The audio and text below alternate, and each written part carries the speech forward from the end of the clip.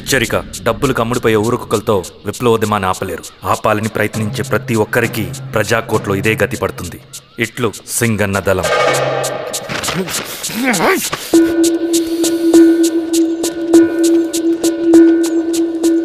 అయ్యా, మీకోసం చెన్నారెడ్డి గారు శేషారెడ్డి గారు వచ్చారండి. కూర్చోమని చెప్పు. సరే అండి.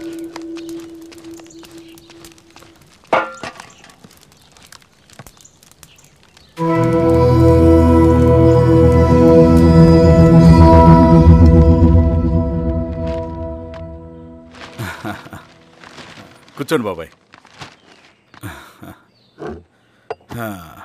ఏంటి బాబాయ్ పొద్దున ఎలా వచ్చారు? అదే ఈశ్వర, రైతు కూలీల విషయం. అవును బాబాయ్, ఈ విషయం పెద్దది కాకుండానే ఇక్కడే తుంచేయాలి. ఊళ్ళో అందరి సమస్య అదే ఈశ్వర. వాళ్ళు సరిగ్గా సమయం చూసి కూలీ రేట్లు పెంచమంటున్నారు. ఒక 5-10 అయితే మనకు పెద్దగా బాధ ఉండేది కాదు. ఏకంగా 50 రూపాయలు పెంచమంటున్నారు. ఇక మనకు మిగిలేదేంటన్నా?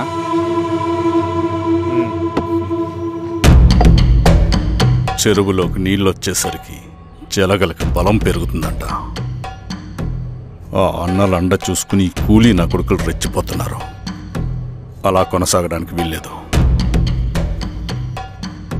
ఒక గంటకి మీరందరూ పోలీస్ స్టేషన్కి రండి. అక్కడ మాట్లాడి ఏం చెయ్యాలో ఒక నిర్ణయానికి వద్దాం. అలాగే పద.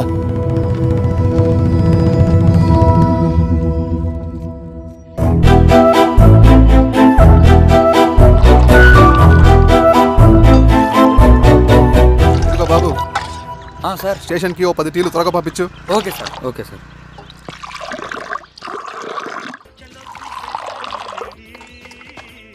రెడ్డి గారు, బయట ఊరు నుంచి కూలి వాళ్ళని తీసుకొస్తే ఇక్కడ ఊరోళ్ళు ఊరుకుంటారా? గొడవలకు వస్తారండి. నాకు లా అండ్ ఆర్డర్ ఇష్యూ అవుతుంది. వాళ్ళు గొడవకు దిగితే మేమన్నా వాచమలమా? ఏం చేయాలో మాకు తెలుసు. చుండూరు, కారంచెడు, పదిరికుప్పం, నీరుకొండల్లో ఏం జరిగిందో ఈ ఊర్లో కూడా అదే జరుగుతుంది. మీరు ఇలా ఆవేశపడితే ఎలా రెడ్డి గారు?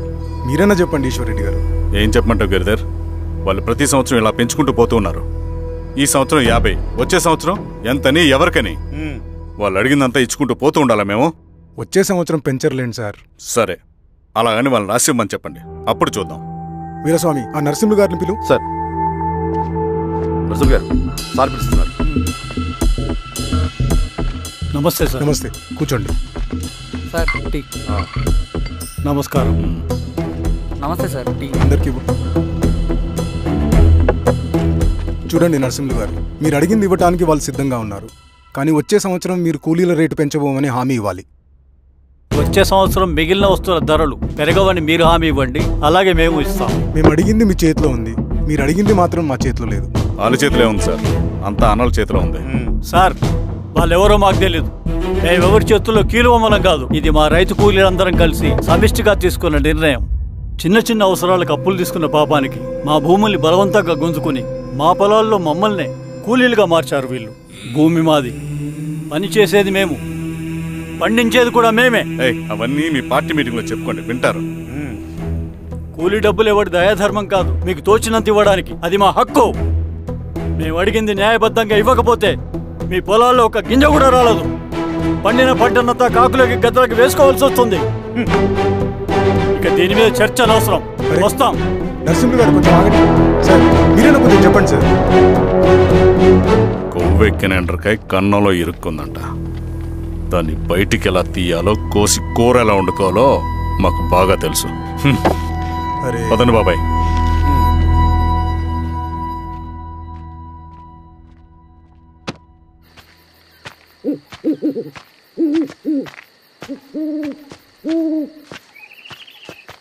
లాల్ సలాం కామ్రేడ్.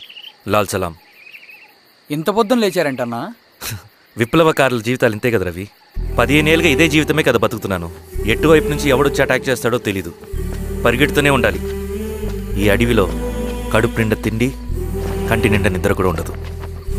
ఒక్కొక్కసారి తాగడానికి చుక్క నీరు కూడా దొరకదు.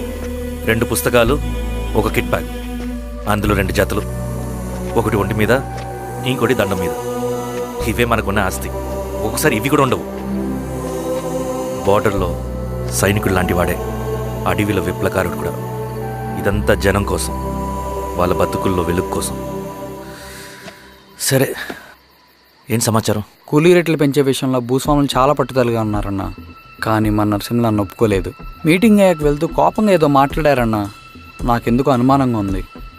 కీడి తలపడితే ఎక్కువ నష్టం వాళ్ళకి రవి. కానీ మధ్యలో రైతు కూలీల పరిస్థితి ఏమైపోతుందని ఆందోళనగా ఉందన్న. చదరంగంలో నిలబడ్డాక చావుకి వెరవకూడదు రవి. ఇన్నాళ్ళు వాళ్ళు ఇచ్చిన పావలాకి 10 పైసలకి కూలి చేశారు. వాళ్ళ జీవితాలు బాగుపడాలంటే మనమెత్తిన పిడికిని దించకూడదు. సరే అన్న. స్వామి, ఎలా ఉన్నారు ఊళ్ళో అందరూ? అందరూ బాగున్నారమ్మా. కోతలు కొయ్యలేదేంటి? ఊళ్ళో కూలి రేట్ల కోసం గొడవ నడుస్తూనే ఉందమ్మా. అడిగినంత ఇవ్వాల్సిందేనని కూలీలు, నచ్చినంత ఇస్తామని రైతులు. ఎవరు రేటు తేగట్లేదమ్మా. ఈ ఇష్యూలో అన్నలు ఇన్వాల్వ్ అయ్యారా? వాళ్ళు వెనక లేకుంటే ఈ కూలి చేసుకునే వాళ్ళకి ఎక్కడి నుంచి వచ్చినాయి అమ్మా ఎన్ని గుండ్లు? ఇచ్చింది పుచ్చుకుంటమే తప్ప ఏనాడన్నా ఇంత కావాలని అడిగారు వీళ్ళు. పోనీలే, ఇన్నాళ్ళకైనా వాళ్ళకేం కావాలో నోరు తెరిచి అడగగలుగుతున్నారు. సంతోషమేగా.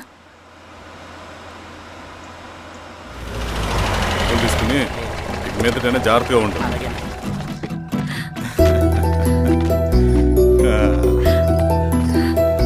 బాగున్నావమ్మా? బాగున్నానన్నయ్య, నువ్వెలా ఉన్నావు? బాగున్నాను.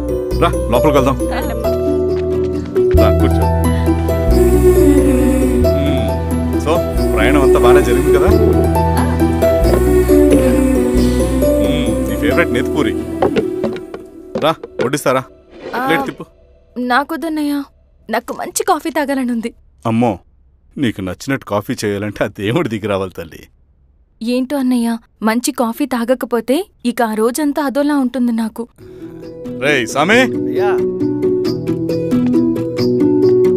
అర్థమైంది. శిరీష్ అమ్మకి మంచి కాఫీ కావాలి, అంతేగా నేను వెళ్ళి పట్టుకొచ్చేస్తా. ఎక్కడికి స్వామి?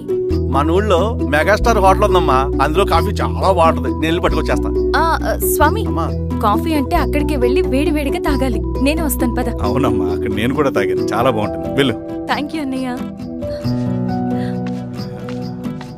ఆడుతూ పాడుతూ పని చేస్తాం.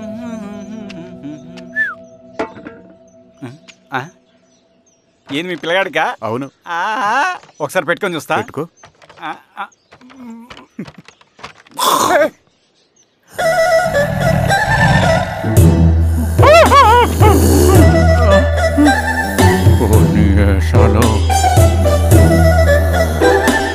ఇన్ని బట్టలు ఉంటే చూడండి, బట్టలు లేకుంటే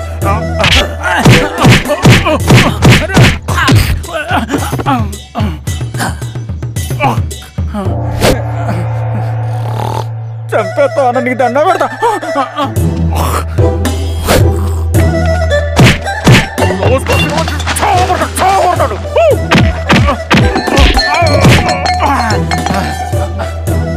నేనన్నా బొట్టుని ఏందన్నా నన్ను చంపుతాయంది.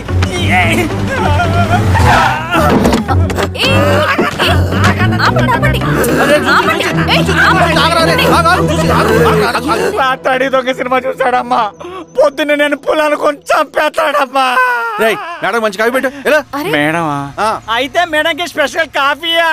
ఓకే అమ్మా, ఆడికి చిరంజీవి పిచ్చి. పిచ్చా? కాదమ్మా, ఫ్యాను. రండమ్మా కాఫీ తాదు కానీ. కూర్చోండి అమ్మా. ఏంటి స్వామి ఇతను? చాలా మంచోడమ్మా, మెగాస్టార్ సినిమాలు చూసిన వాళ్ళు అయిపోతాడు. స్వామి అమ్మా, ఈ కాఫీ నేను ఎక్కడో తాగాను. మేడంకి స్పెషల్ కాఫీయా? పద మేడం రాసుకో చూచి. Thank you. కూర్చో.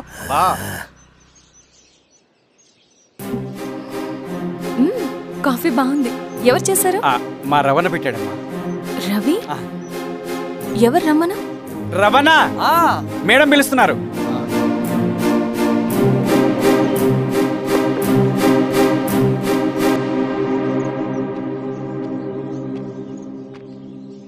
ఇతనే రవణ.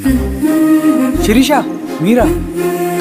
రవి, నువ్వేంటి ఇక్కడ? కాఫీ బాగుందా? చాలా. అది కాదు రవి, నువ్వు ఇక్కడ. ఈ హోటల్ మనోల్దే. మన ఫ్రెండ్స్ అందరు బాగున్నారా? చాలా బాగున్నారు. అవును, మీరేంటి ఇక్కడ? ఏమైందన్నా? అన్నా, స్వామి త్వరగా కారుతా. జాగ్రత్త అన్నా, త్వరగా పట్టి తీయనా. త్వరగా పోనీ.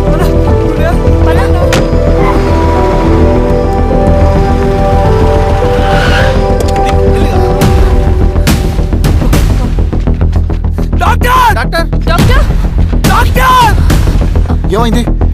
డాక్టర్ త్వరగా చూడండి డాక్టర్. లోపలికి తీసుకురండి.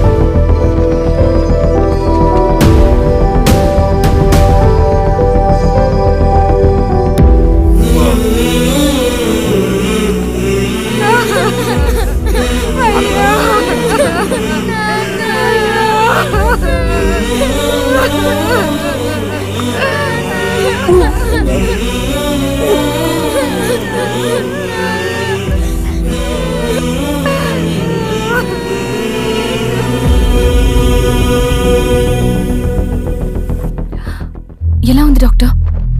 డాక్టర్ చనిపోయాడమ్మా.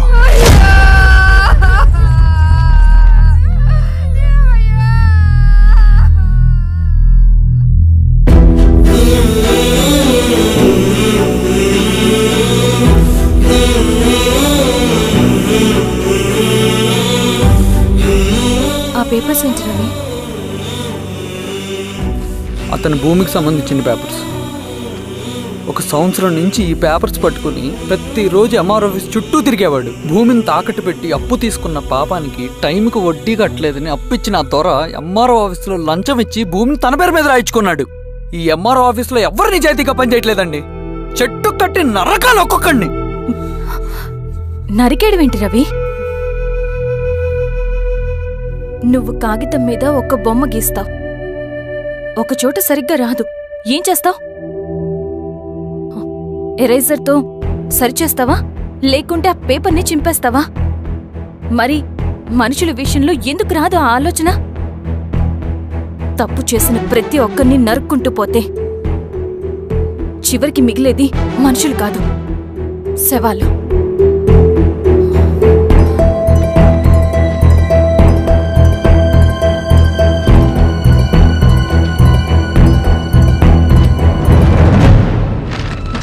పదరవి రా.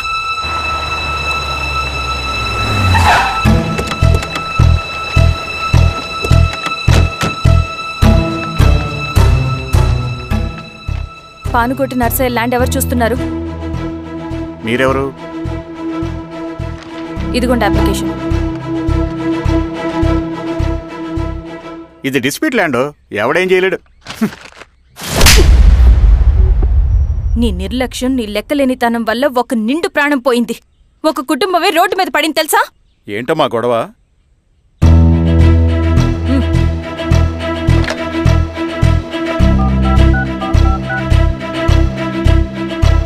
Hello sir.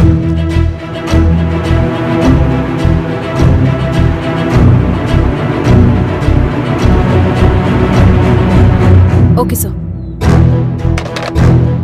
You are dismissed. Peon, నేను ఒక పేపర్ ఇస్తాను, అది కలెక్టర్ గారికి ఫ్యాక్స్ చేయి. అలాగే మేడం. ఎవరమ్మా మీరు? ఈ ఊరికి కొత్తగా వచ్చిన ఎంఆర్ఓ.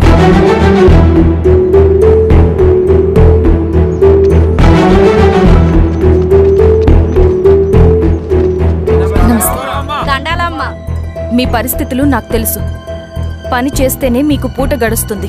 పనులు మానుకుని మీరు ఈ ఆఫీస్ చుట్టూ తిరగాల్సిన అవసరం లేదు. మరి ఎట్టాగమ్మా? నేనే మీ ఊరొస్తాను. ఆ రోజు అరగంట వీలు చూసుకుంటే చాలు, మీ పని పూర్తయిపోతుంది. దండాలమ్మా.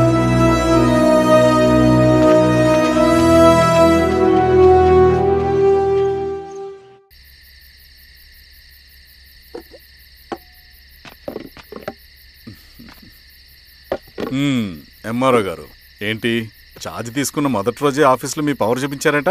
అన్నయ్య, నువ్వు సస్పెండ్ చేసిన వ్యక్తి నా దగ్గరికి వచ్చాడమ్మా. పాపం కన్నీళ్లు పెట్టుకున్నాడు. అతడి వల్ల నష్టపోయిన ఒక వ్యక్తి నా కళ్ళ ముందు చనిపోయాడన్నయ్య. కన్నీళ్లు ఎన్నిసార్లు తుడుచుకున్నా పోతాయి, కానీ వీళ్ల నిర్లక్ష్యంతో పేదవాళ్ల ప్రాణాలే పోతున్నాయి.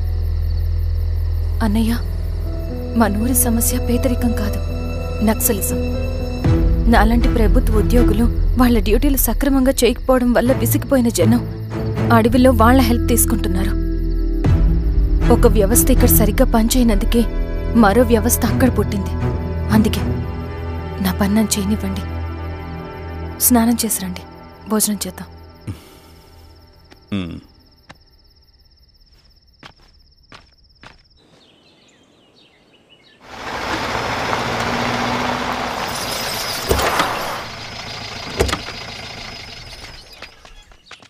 నమస్కారం అమ్మా. నమస్తే. ఇలా రండి. మీ ఊరు నుంచి కొందరు ఎంఆర్ఓ ఆఫీస్లో అప్లికేషన్స్ ఇచ్చారు. తను వాళ్ళ పేర్లు చెప్తారు, వాళ్ళని పిలవండి. అలాగే మేడం. వెళ్ళండి. Madam coffee. నువ్వెప్పుడు వచ్చావు రవి? మీరు గంటకోసారి కాఫీ కావాలంటారు కదా, మాటి మాటికి వెళ్ళి రావడం ఎందుకని వచ్చేసా.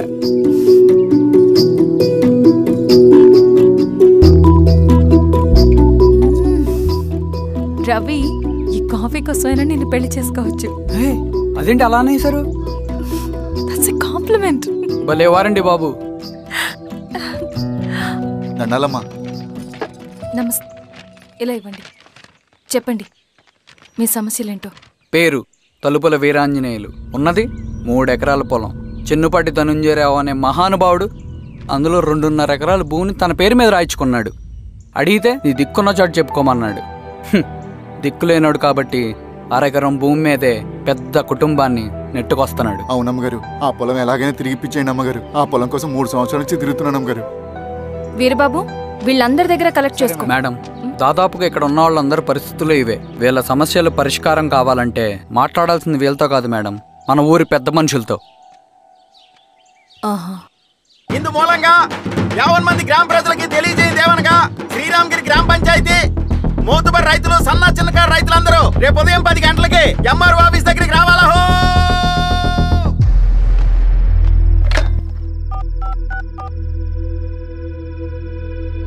హలో, ఎవరు? నమస్తే బాబాయ్, నేను ఈశ్వర్ రెడ్డి. ఎలా ఉన్నావు? బాగున్నా. చెప్పు బాబాయ్, శిరీష్ ఎంఆర్ ఆఫీస్లో భూ సమస్యల గురించి రేపు మీటింగ్ ఏర్పాటు చేసింది. ఈ విషయం మన వాళ్ళంతా ఎలా తీసుకుంటారో అర్థం కావట్లేదు. అందుకనే మీకు ఫోన్ చేశాను. శిరీష్ చెప్పింది చేయండి, అదే మనకి కలిసి వస్తుంది. సరే బాబాయ్, ఉంటాను.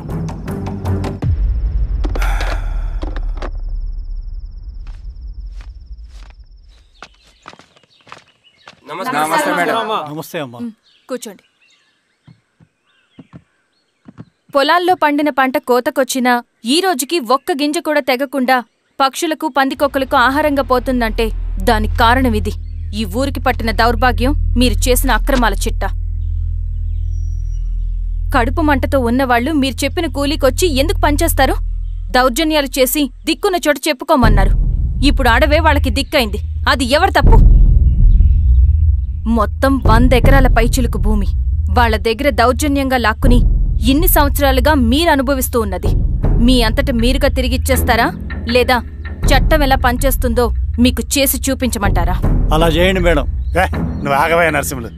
ఏం చేయాలో మా ఎంఆర్ఓ గారికి బాగా తెలుసు. అట్టా కానివ్వండమ్మా. ఇస్తే మీ పొలాలు ఇవ్వండి, మా వివం. మీ పేరేంటి? సామిరెడ్డి. రూల్స్ ప్రకారం వెళ్తే మీ మొత్తం పొలం పోతుంది. కూర్చోండి. సామిరెడ్డి కూర్చో.